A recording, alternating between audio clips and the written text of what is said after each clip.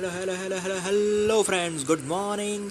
Welcome to my amazing सा प्यारा सा channel Physics Universe.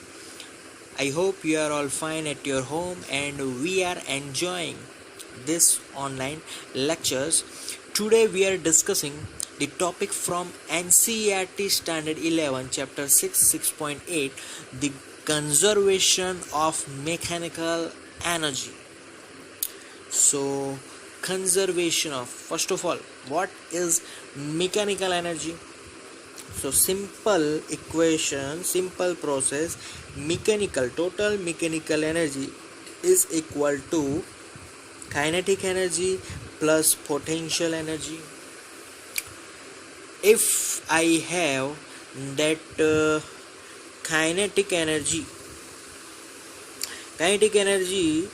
delta K is equal to positive work done. Similarly, potential energy, same object, delta V is equal to minus W.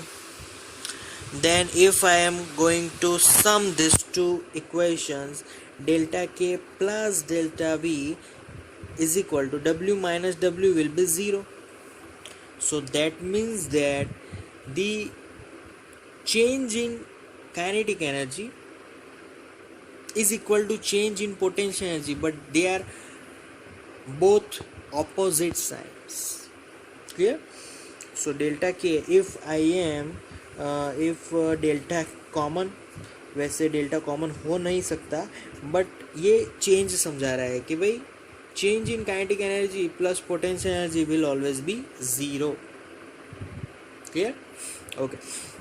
So this indicates that the Ki plus Vi is equal to Kf plus Vf. मतलब sum of total of kinetic energy, potential, initial kinetic energy, potential energy is equal to sum of total of final kinetic energy and potential energy. Clear? So we can also write Kf minus Ki is equal to, क्या किया हमने, Ki right hand side, तो यहाँ पर change होके Vi minus Vf हो जाएगा.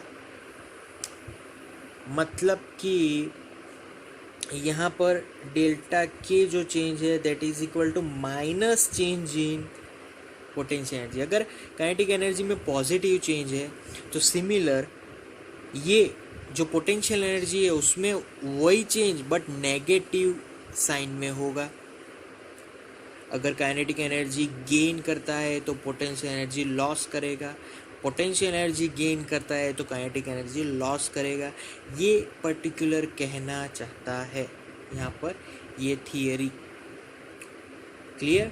So similar, they also depend on the positions. If my both position are same, then work done will be same.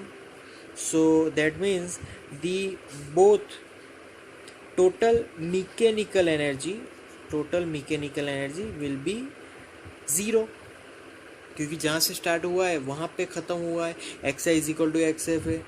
अगर कोई ऑब्जेक्ट है उसको ऊपर फेंकोगे फिर वापस नीचे आएगा वही पोजीशन पे, तो वहाँ पर तो कोई वर्क डन हुआ ही नहीं. वर्क डन नहीं हुआ तो change in kinetic energy, change in potential energy नहीं बचेगा. क्लियर? तो यहाँ पर मैकेनिकल एनर्जी 0 से अच्छा यहाँ पर mechanical energy will be constant always. Mechanical energy always remains constant, ऐसा हम लोग बोल सकते हैं यहाँ पर. क्लियर? ओके. अब बात करते हैं कि भाई मैकेनिकल एनर्जी कैसे डिपेंड करता है. अब ये जो एग्जांपल लेंगे, example via one object which are at H height, ये हमारा एच हाइट है. क्लियर? तो यहाँ पर डिफरेंट हम लोग पोजीशंस लेंगे और according to that different position total mechanical energy वहाँ पर लिखने वाले हैं. Okay. So this height is H, this height is small h and this is 0 position. Okay, now at h height पे ऑब्जेक्ट अपना रेस्ट पे है, तो उसके पास हाइट तो है. हाइट के अकॉर्डिंग जो एनर्जी होगी that will be potential energy. So there object have potential energy stored in it due to that h height. Okay, अब ऑब्जेक्ट क्या हुआ, फ्री फॉल किया, तो due to free fall now at this height we have both energies, क्योंकि वो total zero position पे नहीं पहुंच गया, यहाँ पर वो यहाँ पर है, तो वहाँ पर टोटल एनर्जी विल बी, एक तो अपने हाइट के हिसाब से पोटेंशियल एनर्जी, और जितनी हाइट वहाँ पर लेफ्ट हुई है half M V H square, तो velocity at H height. Clear? Okay, अब जस्ट ऑब्जेक्ट यहाँ पर टच होने वाला है at the moment of collision. What is its total energy? So total energy at O point will be is equal to, अब वहाँ पर कोई पोजीशन नहीं है, कोई हाइट नहीं है, बट वहाँ पर उसने वेलोसिटी इंक्रीज करता चला गया, तो यहाँ पर maximum velocity, zero height, then we get only kinetic energy. Clear? At O. So this is the how we can measure total energy, total mechanical energies. Clear? So here I can say that by previous discussion that these all we know that total mechanical energy always remains constant. अब क्यों वो always remains constant हो गया? We know that mechanical energy formula is kinetic energy plus potential energy. Simple. Okay, तो ये constant कैसे हो गया? सपोज कि काइनेटिक एनर्जी ने कुछ गेन किया, तो मैंने बोला था पोटेंशियल एनर्जी उतना ही लॉस कर देगा, तो फिर क्या करेंगे, दोनों का सम तो सेम हो गया. सिमिलरली पोटेंशियल एनर्जी कुछ गेन किया, तो काइनेटिक एनर्जी कुछ लॉस करेगा, फिर से दोनों का सम करेंगे, तो sum of this two kinetic energy, total mechanical energy will be constant there also. So from that discussion I can write EH is equal to EH. दोनों का टोटल मैकेनिकल एनर्जी सेम ही रहेगा, क्योंकि यहाँ पर इसने कुछ काइनेटिक एनर्जी गेन की है, बट उसके सामने पोजीशन लॉस हुआ. Due to that position loss potential energy will be also lost here. Clear? So what is EH? I can write mgh. Okay, what is EH? mgh plus half m vh square. So I can find vh from this formula. Clear? तो vh कैसे find करेंगे? इसको left hand side ले जाओ, तो mg will be common, h minus h is equal to half m vh square. m will be cancelled out to left hand side, so vh square is equal to 2 into g into h minus h. So I can write vh is equal to under root 2g h minus h. So this is the velocity at small h height. तो मैंने इस प्रकार h height पे, small h height पे velocity find कर दी. Clear? Similarly, I can write as well EH is equal to EO also. So what is EH? EH is mgh. What is EO? Half m VO square. M will be cancelled out, so VO square will be 2gh. Again, VO is equal to under root 2gh velocity at minimum position. अब ये minimum position पे है, तो again ये velocity ज़्यादा होगी, क्योंकि h यहाँ पे बढ़ गया ना, यहाँ पर h माइनस एच था, यहाँ पर टोटल h है, तो ये बढ़ गया, that's why VO will be more as well. So these are the consequences of changing in energies. Okay, now last किसको कंपेयर करना बाकी रह गया?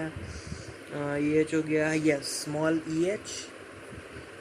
EH is equal to EO. ये दोनों बाकी रह गए. ओके, दोनों को कंपेयर कर देते हैं. Similarly mgh plus half mvh square is equal to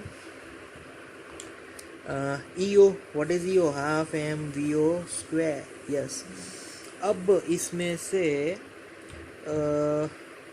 height भी फाइंड कर सकते हैं, कुछ भी फाइंड कर सकते हैं। एक काम करते हैं, इसमें से मैं फाइंड कर रहा हूँ एच फाइंड कर लेते हैं। क्लियर, एच फाइंड करेंगे तो उसमें एच क्या मिलेगा, यहाँ पर एच एच एच, तो M will be cancel out और G H is equal to ये right hand side, so half V O square minus half V H square. अब क्या करते हैं, टू एल सी है, दोनों को लेफ्ट हैंड साइड ले जाओ, तो two G H is equal to V O square minus V H square. This is final, this is initial. So मैंने क्या किया, ये जो इक्वेशन है it is nothing but third equation of motion ला दी। Clear, so this is how mechanical energy will always remains constant. Again, mechanical energy is a sum of kinetic energy plus potential energy. Clear, so unit is equal to, we call it as joule ही होगा ना unit. Clear, और उसका अगर dimension formula, तो dimensional formula is also as similar as energy formula and it is m1 l2 t minus 2. Clear, so this is the dimensional formula. Okay, now in CGS, unit of mechanical energy, and it will be erg, we know that. Previously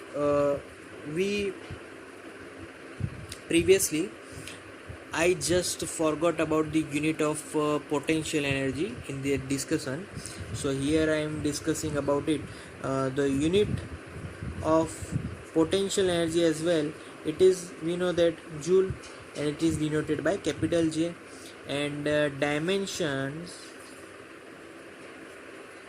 of potential energy, it is energy, so potential energy dimension is similar as energy, so m1 l2 t minus 2. Clear, अब energy dimension कहाँ से आया, तो this energy is nothing but from work से आया ना, तो work done against और on by, it depends on potential energy either kinetic energy, so it energy comes from work, and unit of energy is similar to the work also as well. Dimension of energy is similar to the work. Clear, so their dimension and units are both are same. So that's all for the conservation of mechanical energy, क्योंकि mechanical energy is always constant, that's why it is called conserved quantity. Here, so thank you so much guys to listening my video lectures till the end, that means a lot to me. Thank you very much.